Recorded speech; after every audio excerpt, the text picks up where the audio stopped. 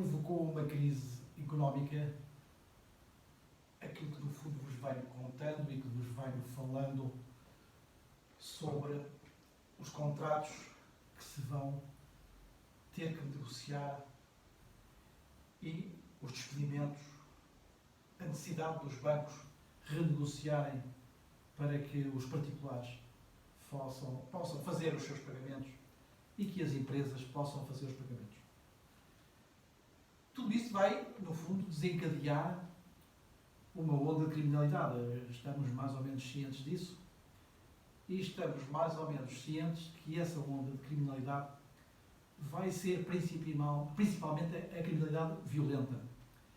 Vai aumentar, é normal, porque as pessoas vão estar num estado de desespero e vão ter as necessidades básicas de comer e de vestir.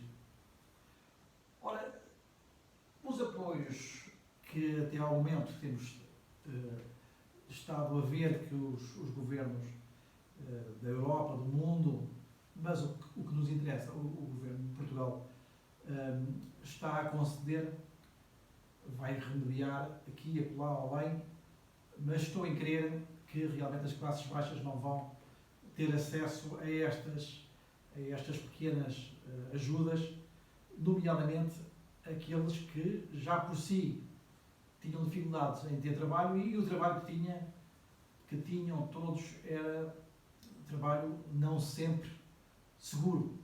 E se não tinham trabalho seguro, o natural é que esses apoios não se lhes apliquem. Perante essa situação, o crime violento naturalmente vai surgir e vai aumentar nos sítios em que esse crime violento pode ter como consequência que o risco desse crime tem a possibilidade de desencadear uma fonte de rendimentos para a pessoa que o pratica. Isso é natural. O humano acaba por, em situação de desespero, tentar encontrar formas de sobreviver. A vida, o instinto de sobrevivência é superior ao instinto de cumprir as regras sociais. Ora, perante uma situação em que vamos ter mais crime violento, o que deve fazer um cidadão? Está um cidadão capacitado para reagir a esse crime violento? Penso que a primeira coisa que o cidadão deve pensar é não tomar a iniciativa de pôr-se em situações em que esse crime violento lhe seja mais fácil. É evitar que o crime violento ocorra.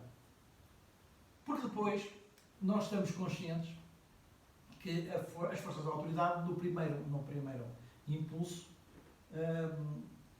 não sabem como atuar.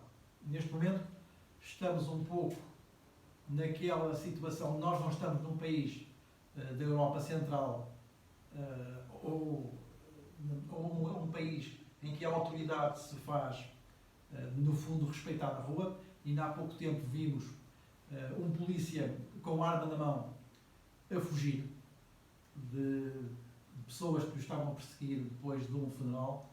E, portanto, é natural que uma autoridade, quando atuar, irá pensar duas vezes. Já quem pratica o crime violento pode não pensar duas vezes se desse crime violento lhe puder resultar alguma vantagem de sobrevivência, mais que não seja. Portanto, evitar que isso possa acontecer. Em segundo lugar, é refugiar-se. Nós podemos participar num crime que sejamos vítimas, mas esse crime que nós participamos, se formos vítimas, já sofremos uma consequência, mais que não seja na nossa integridade, no nosso corpo. E pensem que a reposição na posição que estava antes do nosso corpo, saudável, não volta a ser. O nosso corpo vai ter sequelas e possivelmente vai ter sequelas para o resto da vida. Mais ou menos vai as ter. Mas quem pratica esse crime violento, mesmo que seja condenado, que indenização é que essa pessoa pode pagar? Essa resposta é tão simples como isso. Ou seja, essa pessoa não nos vai pagar indenização nenhuma. Mesmo que o Estado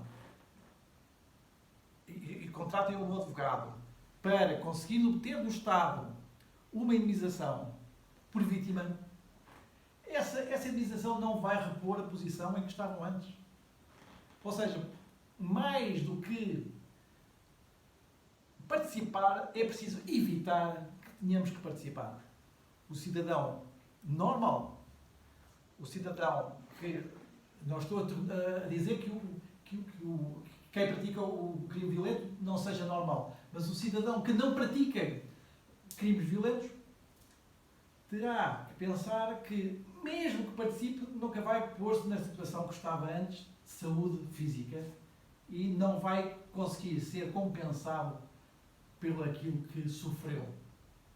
Por isso, claro que vão ter que participar, para evitar que a mesma pessoa pratique em relação a outros o mesmo tipo de atitudes, mas, se participarem, fiquem conscientes das consequências na sua integridade física e na sua saúde, que não é como estava antes. Ou seja, não se repõe o status quo ante, não se repõe a situação que estava de saúde anterior. E se o processo de crime vai punir a pessoa que fez e vai mostrar à sociedade que não deve fazer, numa situação de crise, esse segundo fator, ou seja, mostrar à sociedade que não deve fazer, tem pouca influência, porque as pessoas estão com fome. A fome vai ter que ter saída, e sem saída a pessoa fica encurralada. E uma pessoa, quando está encurralada, não reage da melhor forma. Outra coisa que vos quero falar ainda é a questão da legítima defesa. É porque a legítima defesa é muito ténue. Ainda há dias vimos um polícia nos Estados Unidos que, estando a imobilizar um cidadão que tinha feito qualquer coisa de errado, acabou por matar, e daí foram feitos agora processos disciplinares contra os polícias.